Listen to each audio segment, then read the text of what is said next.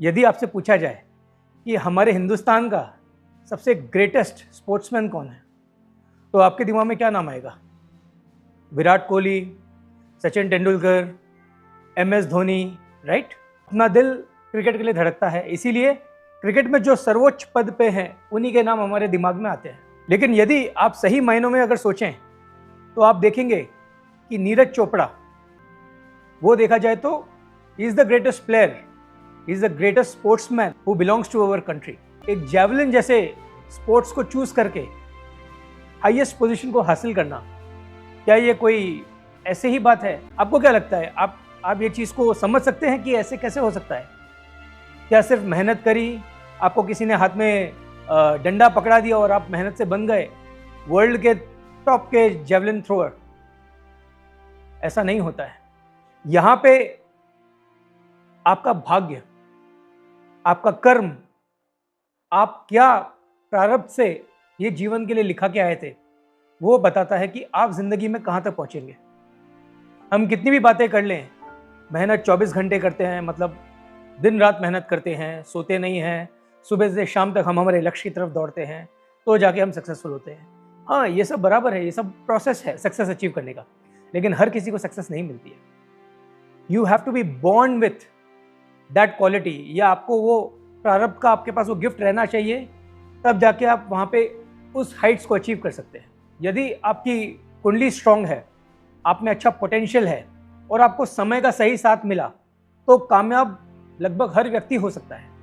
लेकिन वैसा कुछ अचीव कर पाना जो रेयरेस्ट ऑफ द रेयर है, उसके लिए आपको कुछ एक्स्ट्रा ऐसी क्वालिटीज़ चाहिए, कुछ एक्स्ट्रा ऐसे कॉम्बिनेशंस आपके चार्ट में मिलते हैं जो ये बताता है कि हाँ, ये बंदा उस हाइट को अचीव करेगा। 24 दिसंबर 1997 में पैदा हुए नीरज चोपड़ा ने बहुत ही कम उम्र से जो गति पकड़ी है और अभी तक he is ruling in his position.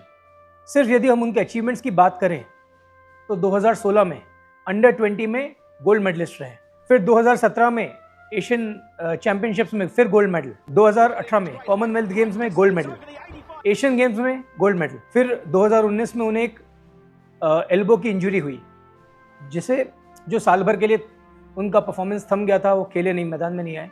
फिर उसके बाद 2020 में वापस से गोल्ड मेडल, और 2021 में फिर ओलंपिक्स में 7 अगस्त को 2021 7 अगस्त को भारत का नाम उन्होंने वर्ल्ड मैप में रोशन किया, गोल्ड मेडल जीत के ओलंपिक्स में। जेवलिन जैसा जो गेम है, जिसे हम काफ़ी कम लोग जानते हैं, जिसे हर कोई जानता नहीं था, वो पर्टिकुलर गेम इतना पॉपुलर कर दिया उन्होंने कि क्रिकेट और फुटबॉल के अलावा लोग अब जेवलिन की भी बात करते हैं। और वहाँ से फिर आप देखिए गोल्ड सिल्वर, उसके अलावा तो उन्होंने बात ही नहीं करी। तो ऐसा आपने कोई स्पोर्ट्समैन देखा है जो राइट फ्रॉम द बिगनिंग सिर्फ गोल्ड और सिल्वर की ही बात किया हो, और जिसमें मेजॉरिटी गोल्ड है?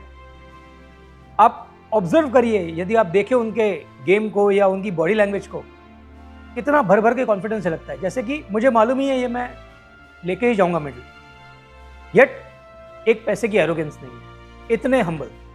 अब ये जो कॉम्बिनेशन है, ये ऐसे तो नहीं आते, कहीं ना कहीं you are born to achieve that, तो जाके कॉम्बिनेशंस बनते हैं। पहले हम उनकी कुंडली का एनालिसिस करते हैं और वहां देखते हैं कि ऐसे क्या कॉम्बिनेशंस बनते हैं जिन कॉम्बिनेशंस ने उन्हें उन ऊंचाइयों तक पहुंचाया है। 10th हाउस लॉर्ड और लगन का मालिक गुरु 11th हाउस में प्लेस्ड है। हालांकि वो नीच का बैठा है, लेकिन वहां पे भाग्येश मंगल का उच्च का बैठना अलॉन्ग विथ जुपिटर, मंगल उसका नीच भंग करता है, तो यहाँ पे नीच भंग बहुत स्ट्रॉन्ग राजयोग क्रिएट होता है।